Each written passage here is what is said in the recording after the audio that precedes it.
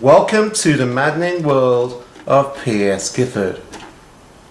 Are you sitting comfortably? Good. Then I shall begin. Caverns of Blood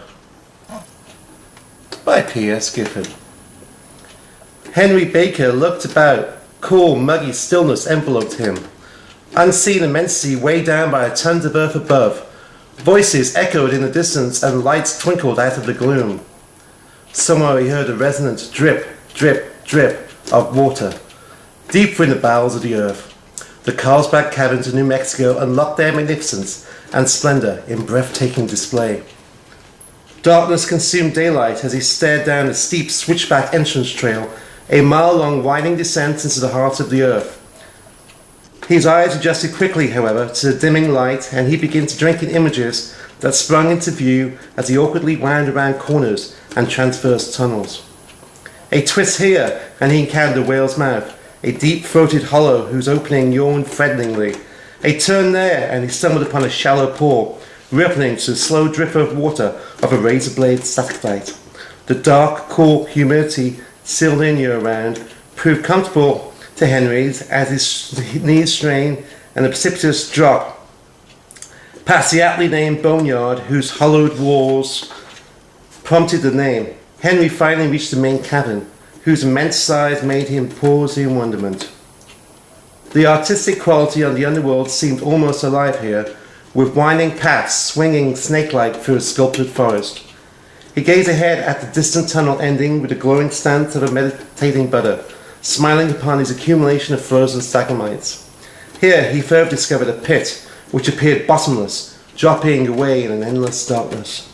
Henry had finally made it, the realization of his quest. The splendor of these caverns held a dark and morbid secret. He had first stumbled on it quite by chance, while studying an ancient bound book that the University of Boston kept. The book told of Satanists who had fled their native lands in search of freedom in the new land. They brought with them their vast fortunes. As he sat there gleefully absorbed in its macabre, he allowed the ancient manuscript to slip clumsily through his fingers. As the book plunged to the floor of the library, excitement prevailed over his panic at damaging it. A bundle of well-worn papers had fallen from behind the binding. Scrambling to retrieve them, he furtively positioned the papers into the inside jacket pocket. He was vigilant as to make sure that nobody was monitoring him. He then raced home excitedly, strangely convinced that those papers were going to change his life forever, that he had somehow accidentally stumbled upon a magnificent lost secret. Once home, Henry eagerly pursued over the faded manuscripts. They were handwritten and he had difficulty deciphering certain words. Others still were completely unknown and unfathomable to him. It was a ledger of some kind. There was a long list of names and they all had to be paid the then ungodly sum of £5 in gold coins to a certain Jeremiah Franklin.